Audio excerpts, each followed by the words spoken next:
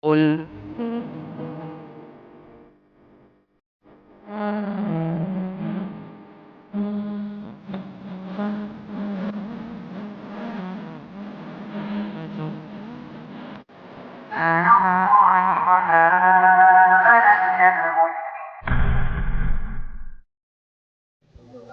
Bismillah, alhamdulillah, wassalatu wassalamu ala rasulillah wa ala alihi wa sahbihi wasallam. Kita masuk sesi keberapa ini? Tadi 5, 6, 7, 8 ya dah? 8 bahasan ke-25, syirik kecil dan macamnya, asyirkul asghar wa anwa'uhu, syirik kecil dan macam-macamnya. Yuk dibaca. Syirik kecil adalah perbuatan syirik yang akan mengantarkan kepada syirik besar, di mana perbuatan itu sendiri belum tergolong perbuatan ibadah. Pelaku perbuatan syirik kecil tidak dianggap keluar dari Islam, tapi dia dikatakan dia telah melakukan dosa besar. Perbuatan-perbuatan yang termasuk syirik kecil ialah 1. Riya, atau melakukan suatu perbuatan bukan karena Allah. Misalnya, seorang muslim melakukan sholat karena Allah, tetapi dia membaguskan sholatnya itu agar dipuji orang. Allah berfirman, barang siapa berharap berjumpa dengan Tuhannya, maka hendaklah dia beramal solih dan tidak mempersekutukan Allah dengan suatu apapun dalam beribadah kepadanya. Quran Surat Al-Kahfi ayat 100. Rasulullah SAW bersabda, sesungguhnya yang aku khawatirkan atas diri kalian adalah syirik kecil, yaitu riya. Pada hari kiamat kelak, ketika memberi balasan terhadap amal-amal manusia, Allah berkata, pergilah kalian kepada orang-orang yang dahulu ketika di dunia amal perbuatanmu kamu tujukan. Lihatlah, apakah kamu mendapatkan balasan pahala dari mereka? Hadis ini sahih diriwayatkan oleh Ahmad. Taib. Syirik kecil itu apa? Adalah perbuatan syirik yang akan mengantarkan kepada syirik besar, di mana perbuatan itu sendiri belum tergolong perbuatan ibadah. Berarti tulis pengertian syirik kecil di garis bawahi. Syirik kecil adalah perbuatan syirik yang mengantarkan pada syirik besar. Mengantarkan.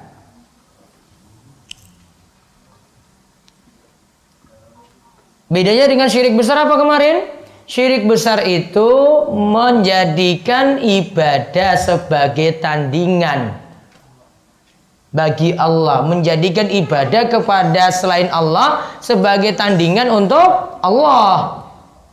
Kalau syirik kecil, perantara menuju syirik besar. Ini pengertian sebagian ulama, dianut oleh Syekh Muhammad bin Jamil Zainu di sini, dan juga oleh Syekh Syekh Abdurrahman bin Nasir As-Sa'di.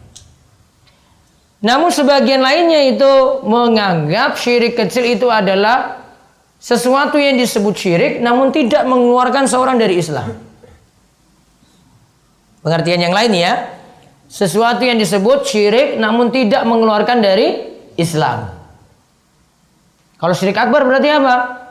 Mengeluarkan dari Islam.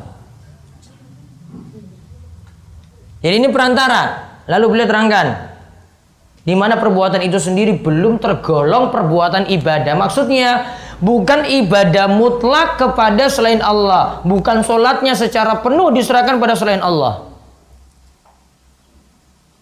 Pelaku perbuatan syirik kecil tidak dianggap keluar dari Islam, tetapi dikatakan dia telah melakukan dosa besar. Di garis bawahi, syirik kecil juga tetap dosa besar. Bahkan tingkatannya itu bisa lebih parah dari dosa besar itu sendiri. Syirik kecil itu lebih parah daripada dosa besar. Tergolong dosa besar namun lebih parah daripada dosa besar. Contoh satu apa? Riya. Cari pujian dalam ibadah. Di sini sholatnya misalnya dilakukan, dia baguskan sholatnya. Sholatnya untuk Allah. Dia sudah niatan nih, Allahu Akbar, niatannya untuk Allah. Namun dia perbagus sholatnya. Diperpanjang. Biasanya baca kul. Wow, karena di sampingnya nih, wah ini biar bapak ini nanti saya bisa jadi mantunya ini. Nah, diperpanjang sholatnya. Faman kana yarju liqa'a rabbih, siapa yang berharap berjumpa dengan Allah, falyamal amalan sholiha, maka lakukanlah amal soleh. Wala yusyrik bi ibadati rabbi ahada, janganlah dia berbuat syirik dengan menyekutukan ibadah kepada sesuatu pun. Disebutkan juga di sini orang yang berbuat riya, itu dikatakan itu masuk syirik asghar. Disebutkan nanti balasannya pada hari kiamat, idhabu ilal ladzina kuntum turauna fid dunya. Pergilah kalian kepada orang-orang yang kalian buat riya untuknya di dunia. Fanzuru hal tajiduna indahum jaza. Maka lihat situ yang kalian tujukan ibadah tadi, riya tadi, yang ingin dipuji tadi. Coba orang yang ingin kalian itu dapat pujian darinya, bisa nggak dia balas nanti amalan-amalan kalian pada hari kiamat? Jawabannya apa? Tidak bisa. Contoh pertama berarti apa? Riya. Dan zaman ini apa? Contoh riya yang paling modern apa? Selfie amalan. Ya kan? Bangun jam 3 foto sajadahnya di-upload. Atau enggak di-upload lah, masuk story. Ya, masuk story. Wow, tiap detik di storykan itu. Tet, gerak lagi 5 menit lagi, tet lagi, wah ada lagi. Ambil wudhu malam-malam jam 3 ini, wah nikmatnya sekali ambil air wudhu, masya Allah seger banget. Terus sudah habis sholat, alhamdulillah saya sudah berdoa minta jodoh di tahajud ini. Pamerkan lagi kejombloannya dalam tahajudnya tadi. Ibadahnya dipamerkan untuk zaman ini sangat mudah sekali.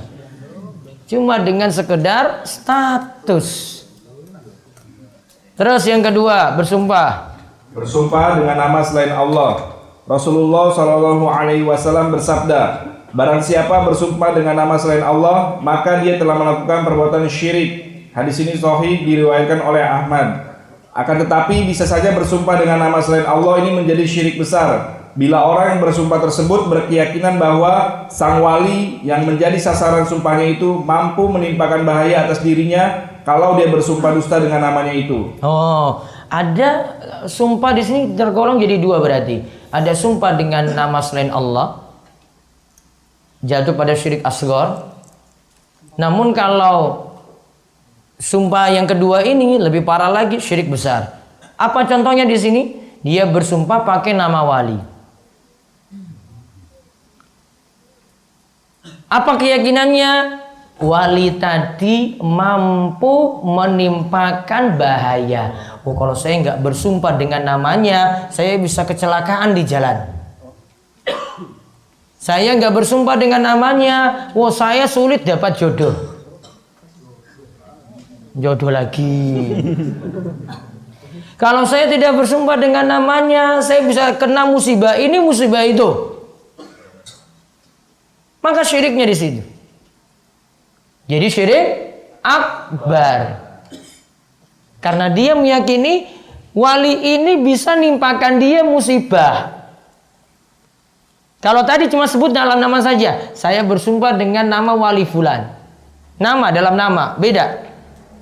Kalau ini, kalau dia itu bersumpah dengan nama wali ini supaya selamat saja, ya, jangan sampai wali ini timpakan dia itu musibah. Terus syirik yang ketiga. 3. Syirik khafi, samar atau tersembunyi. Ibnu Abbas menafsirkan syirik khafi ini dengan perkataan seseorang kepada temannya atas kehendak Allah dan atas kehendak kamu. Nah, atas kehendak Allah dan atas kehendakmu. Kalimat dan di sini kata dan diberikan keterangan dan di sini kalau dalam bahasa Arab itu wa menunjukkan sejajar. Atas kehendak Allah dan atas kehendak kamu. Dalam kalimat Ibnu Abbas ini maksudnya kamu dan Allah dan kamu itu dibuat sejajar. Nggak boleh menyamakan Allah dengan makhluknya, walaupun cuma sekedar ucapan saja, bukan maksudkan dalam batin. Cuma dalam ucapan saja nggak boleh. Atas kehendak Allah dan ini punya konsekuensi sejajar. Maka baiknya tidak menyejajarkan nama Allah juga dengan nama Muhammad. Kadang kita lihat ada figura di masjid, ya Allah terus Muhammad. Baiknya tidak sejajar kayak begitu. Karena konsekuensinya ada kalau sejajar. Oh berarti kamu nyamakan dong Allah itu kedudukannya sama dengan Nabi Muhammad. Atau Muhammad itu sejajar dengan Allah enggak? Terus termasuk syirik khafi. Termasuk syirik khafi juga ucapan seseorang seandainya bukan karena Allah dan karena si fulan. Yang dibolehkan adalah mengucap seandainya bukan karena Allah kemudian bukan karena si fulan. Hal itu berdasarkan sabda Rasulullah SAW. Janganlah kalian mengatakan atas kehendak Allah dan atas kehendak si fulan. Akan tetapi katakanlah atas kehendak Allah kemudian atas kehendak si fulan. Hadis ini sahih diriwayatkan oleh Ahmad dan lainnya. Nah, masuk tadi perkataan tadi la taqulu masyaallah wa syaa fulan. Janganlah engkau katakan atas kehendak Allah dan. Nah, itu digaris bawahi kalimat dannya itu yang salah. Dan atas kehendak si fulan. Akan tapi katakanlah atas kehendak Allah kemudian berarti menunjukkan urutan. Ada yang lebih dulu, ada yang belakangan. Kalau pakai dan berarti nganggap apa tadi? Sejajar. Namun kalau pakai kata kemudian, Allah dulu baru kamu, baru si fulan, boleh. Maka misalnya gini, kalau ada yang katakan, misalnya, wah ini berkat pertolongan Allah, dan kamu itu jangan pakai dan, namun pakai apa? Kemudian kamu telah mudahkan saya, ya. Pakai kata kemudian, bukan kata dan. Kenapa? Biar tidak sejajar antara Allah dengan makhluknya. Berarti kesimpulannya ada syirik kecil ini perantara menuju syirik besar ya. Kalau menurut Syekh Muhammad bin Jamil Zainu, contohnya apa tadi? 1 riya, 2 bersumpah dengan nama selain Allah, 3 syirik khafi. Apa itu khafi? Samar tersembunyi. Contohnya pada kalimat apa? Atas kehendak Allah dan atas kehendak kamu. Harusnya dirubah jadi apa? Atas kehendak Allah kemudian atas kehendak kamu. Pakai kemudian menunjukkan urutan. Sesi keberapa tadi? Sesi ke-8. Alhamdulillah sampai bahasan ke-25. Bahasan ke-26 itu fenomena syirik yang juga kita temukan di tanah air. Nanti kita bahas bedah nanti jam 2 siang. Ya. Pagi nanti istirahat sampai jam 9. Jam 9 sampai jam 11 kajian. Jam 11 sampai jam 2 istirahat lagi. Terus jam 2 sampai setengah 5 kajian kembali. Baik. Saya jawab pertanyaan dulu. Ustadz mohon kiat-kiatnya cara mendakwahi orang tua supaya beribadah sesuai Quran dan Sunnah. Karena orang tua dan keluarga saya masih melakukan ibadah yang bid'ah dan terkadang cenderung mengarah pada syirik. Cara mengajak mertua kafir dan adik yang kafir untuk belajar Islam dan mudah-mudahan Allah Ta'ala memberi hidayahnya untuk mertua dan adik yang masih kafir juga. Pokoknya prinsip dakwah itu ada 4. Strategi dalam berdakwah itu ada 4 atau dhawabit fi dakwah. 1. Ikhlas. 1 itu ikhlas. 2 dengan ilmu. 3 apa? Sabar dan penuh hikmah. Sabar itu gimana? Ulang terus, belum diterima, ulang lagi. Hikmah itu gimana? Lihat kapan mau ngomongnya, caranya bagaimana. Yang keempat, lihat kondisi orang yang didakwai. Itu 4 dhawabit fi dakwah. 4 kaidah dalam berdakwah. Ulang, 1 apa tadi?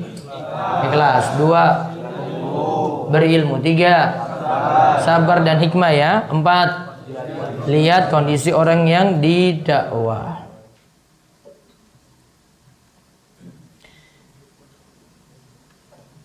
Wa ma huwa 'alal ghaibi bidonin. Kalau Nabi tidak tahu perkara gaib, ilmu, lalu bagaimana ya Ustaz dengan ayat ini? Ayat itu tadi sudah diterangkan, cuma sebagian yang Allah beritahu, bukan seluruh perkara gaib. Apakah jika saya membaguskan pekerjaan saya di depan atasan atau teman karena sedang diawasi termasuk riya? Kan bukan memperbagus ibadah. Memperbagus apa tadi? Pekerjaan sah-sah saja. Ana ingin bertanya, ibu Ana bisa mencari-cari benda-benda yang hilang lewat tanggalan atau hitungan. Semisal kehilangan uang langsung dihitung di jari lalu ketemu. Oh, apakah itu syirik? Bagaimana Ana menyikapinya? Bilang ibu ngaji, biar gak banyak hitung-hitung. Ini pakai cara hitung apa ini pakai kayak begini? Saya belum tahu itu. Lingkungan saya masih ada kegiatan tahlilan. Saya masih datang karena mengingat di lingkungan masyarakat saya kalau tidak datang bakal dikucilkan. Tapi di setiap saya datang tidak ikut mengucapkan lafal-lafal yang mereka ucapkan. Lantas apa hukum saya lakukan? Yang jelas ini masih datang di tempat yang bermasalah. Kalau bisa yo ditinggalkan total. Namun kalau bisa fattaqullaha mastata'tum. Bertakwalah kepada Allah semampu kalian. Jadi tinggal timbang-timbang lagi mana yang maslahat, mana yang mudarat. Dosen saya berbicara, ini dari kemarin dosennya kayaknya sama ini. Karena tanya dosen terus ini. Jangan suka menyalahkan orang lain, bisa terjatuh pada syirik khafi. Bagaimana perkataan ini Ustadz? Dosen ana sufi, ya wes jelas. Sufi kan seluruh perkataannya itu ya sesat kecuali satu kan kemarin kan yang saya sebut. Ya, ketika sufi itu nasihati Imam Syafi'i, apa nasihatnya? Waktu adalah pedang, al-waktu kasib. Itu saja yang benar, yang lainnya salah semuanya. Gak usah dengar, masuk telinga kanan keluar telinga kiri gitu aja. Wah, dosen saya Ki Sufi, wes cuma dengar saja, nggak usah telan mentah-mentah, wes. Bagaimana tata cara ibadah membaca Al-Quran yang benar sesuai tuntunan Rasul SAW? Dimulai membaca apa dan diakhiri membaca apa dan lebih afdal mana? Saat menunggu iqamah kita berdoa atau membaca Al-Quran? Kalau bisa digabung ya digabung. Baca doa, nanti setelah itu ada waktu lagi baca Al-Quran. Bacanya mulai dengan kalau awal ayat ya ta'awudz terus bismillah. Namun kalau di tengah-tengah cukup ta'awudz. Terakhir ditutup dengan tidak dengan sadaqallahul azim ya, bisa dengan doa kafaratul majlis. Subhanakallahumma bihamdika asyhadu an la ilaha illa anta astaghfiruka wa atubu ilaik. Ustadz, bolehkah meminang adik ipar, adik dari istri? Meminang adik ipar. Ini istri punya adik, ya nggak bisa ya. Kalau sudah meninggal, kalau masih ada istrinya nggak boleh. Kalau ada ipar istrinya itu, istrinya sudah meninggal atau sudah cerai, baru boleh. Disatukan dua-duanya nggak boleh. Bolehnya kita share ilmu syar'i kepada orang lain, misalnya sebuah doa yang memang belum kita amalkan, namun kita bertekad akan menghafal dan mengamalkannya setelah itu. Boleh. Share seperti itu walaupun kita belum mengamalkannya boleh. Namun bagusnya amalkan dulu. Bagaimana penjelasan tentang dilarang menggulung celana atau pakaian, mengumpulkan rambut saat sholat? Maksudnya menggulung celana atau pakaian ketika sholat dihindari lipat kayak begini. Termasuk juga lipat celana. Kalau celana kalau ingin amannya di atas mata kaki ya berarti dipotong celananya. Terus kalau rambut, karena ini saya belum tahu pengertian yang jelas. Jika seorang meninggal dunia tidak meninggalkan anak, ada saudara tidak ada ayah ibu, ntar ini waris ya, ditunggu dulu ya, ini pembahasan waris nanti rinci ini, tak simpan dulu. Ustaz, apa maksud perkataan Abu Bakar As-Siddiq dalam lafaz demi ayah dan ibundaku sebagai tebusanmu, wa ya Rasulullah, wa abi wa ummi ya Rasulullah. Dalam hadis perpisahan. Coba nanti saya cek lagi pengertiannya. Siapa tahu itu bukan maknanya, sumpah. Ada beberapa pengertian nanti.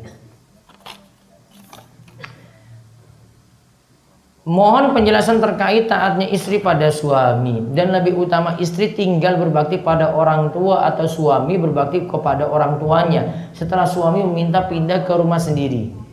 Istri kalau sudah akad maka jadi punya tanggung jawab besar kepada suaminya. Pokoknya manut pada suami. Suami suruh pindah, ya pindah. Ustaz, dalam kata dan apabila diganti perantara apakah termasuk syirik khafi? Aku atas kehendak Allah, kemudian perantaramu, kemudian lantaranmu, perantaramu. Penting ada kata kemudian, ya, baru bisa. Atau melalui perantara bisa, boleh. Apakah memperbagus sholat untuk meniatkan agar dicontoh orang lain termasuk ria, mencontohkan orang lain?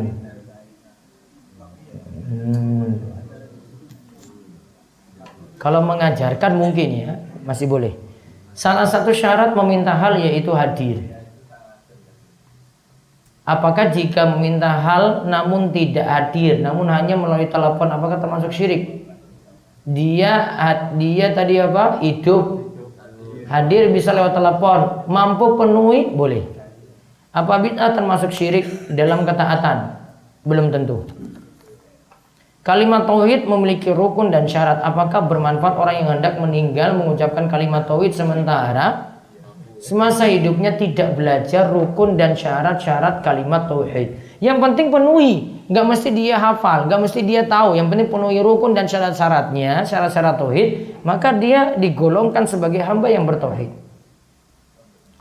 Jika di depan forum atau kelas yang pesertanya campur muslim dan non muslim, saat berdoa dosen bilang silakan berdoa sesuai keyakinan masing-masing, agama masing-masing, apakah harus ditambah? Tetapi doa kepada selain Allah itu sia-sia.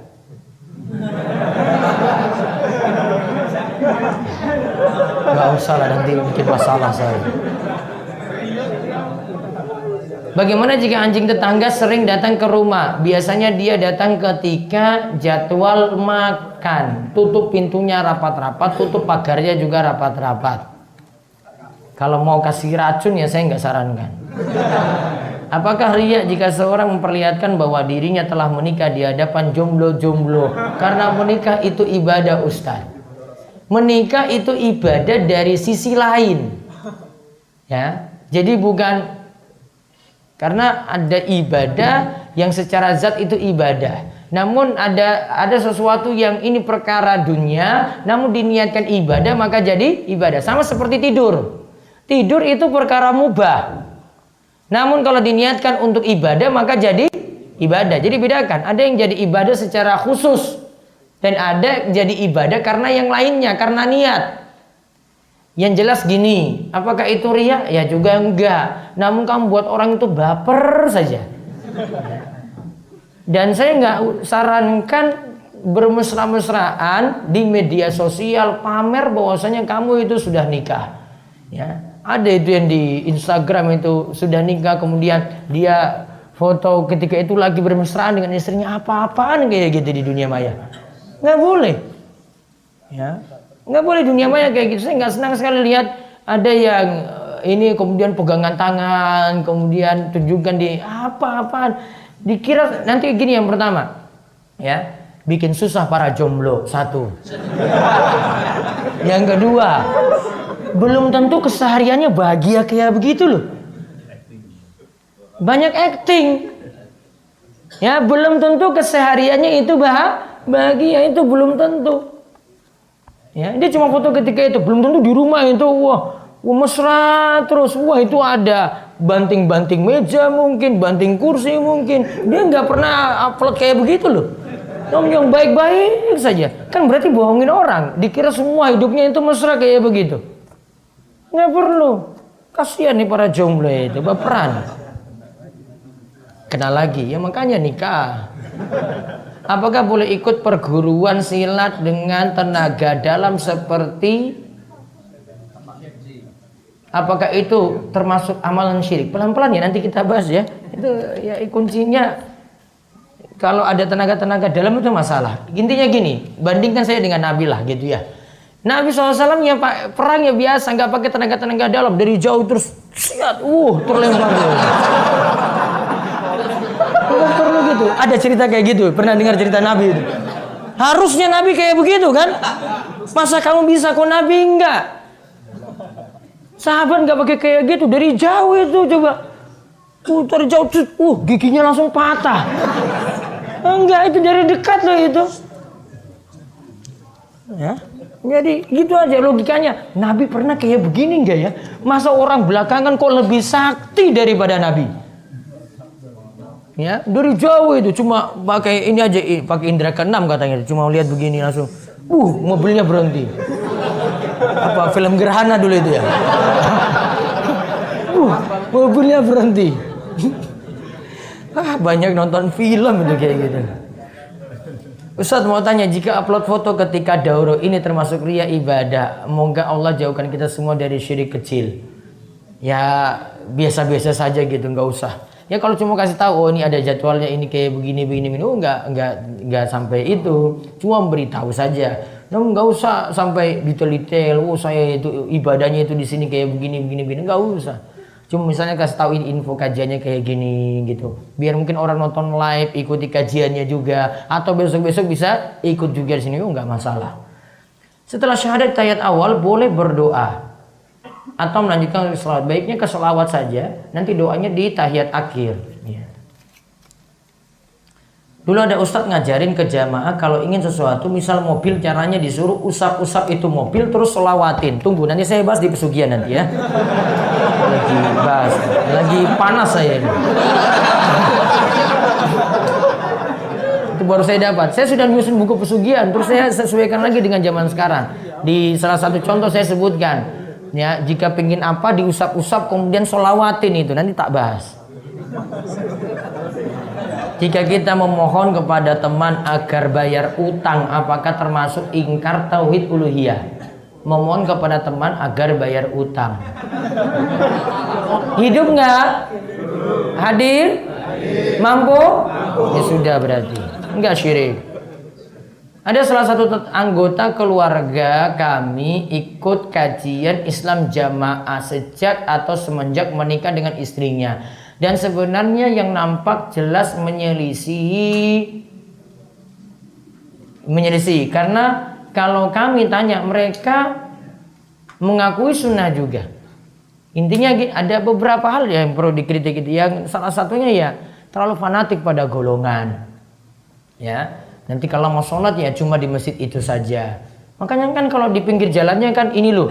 Nanti kalau mau masuk ini ke masjid itu masjidnya. Ngapain? Kenapa enggak umum saja gitu? Kenapa sampai berpihak pada golongan-golongan tertentu? Kenapa enggak umum? Dan menyaratkan juga ilmu itu harus mangkul. Mangkul itu apa? Harus punya sanad. Itu juga jadi harus dalam menuntut ilmu. Dan kalau mau dicek juga mangkulnya sampai di mana dia gurunya. Belum tentu sampai Nabi Shallallahu Alaihi Wasallam. Kalau sakit perut sering batal wudhu, apakah diharuskan selalu wudhu? Ya iya. Kecuali ya ada penyakit yang memang tidak bisa sembuh, ya, maka dia nanti menyikapinya seperti darah istihadah. Setiap kali mau sholat berwudu, ya, penyikapannya berbeda. Bismillah, apakah untuk Tuhan, bangsa dan alma mater termasuk apa ini? Khafi. Termasuk syirik khafi. Kalau kalimat untuk belum masuk. Kalimat wallahi itu, sumpah itu baru nama sumpah. Demi Allah itu baru sumpah. Apakah orang yang terjatuh kepada syirik dalam rububiyah, uluhiyah atau asma wa sifat bisa mengeluarkan pelakunya pada keimanan atau kafir? Tadi sudah jelas kan? Terhapus amal-amalnya berarti kafir. Bolehkah kita menikahi perempuan seorang haroki atau perempuan yang masih mengikuti tradisi yang menyimpang? Kenapa nggak cari yang lain? Apa nggak ada di dunia ini? Kecuali kamu bisa mentarbiyah dia, tarik dia, menyelamatkan dia. Kalau bisa, pahlawan yang luar biasa kamu itu. Pahlawan tanpa tanda jasa. Menuntut ilmu agama dulu ataukah menikah dulu? Jika menikah dulu, takutnya nanti saya untuk belajar ilmu agama akan terbatas. Sedangkan saya sepertinya harus menikah karena syahwat saya tinggi. Ya sudah ngerti berarti. Sudah ngerti jawabannya. Saya kan kemarin kan sudah sebar e-book gitu kan, e-book gratis, ada siap dipinang kan. Itu ada poinnya di situ. Jawabannya ada. Menikah dulu ataukah kuliah? Bagaimana tentang sumpah pocong? Sumpah pocong itu bagaimana isinya? Saya harus lihat rinciannya dulu. Apa hukum memandang dosen atau guru wanita? Itu susahnya kalau dengan dosen perempuannya gimana lagi, sudah di kampusmu kayak gitu.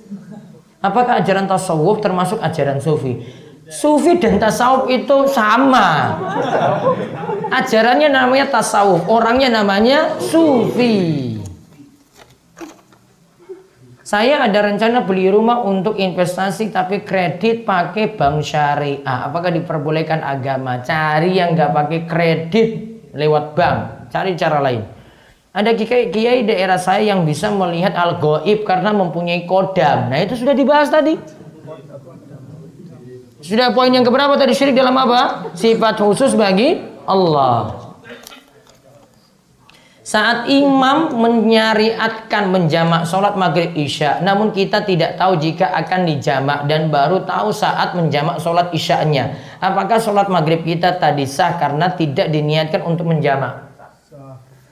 Wallahualam seperti itu sah. Menurut sebagian pendapat, niat jamaknya boleh muncul setelah mau menjamak untuk sholat kedua. Namun kalau dalam mazhab Syafi'i, niat jamak harus dari awal ketika mau menggabungkan. Jadi ada pendapat yang lain seperti itu. Wallahu a'lam bishawab.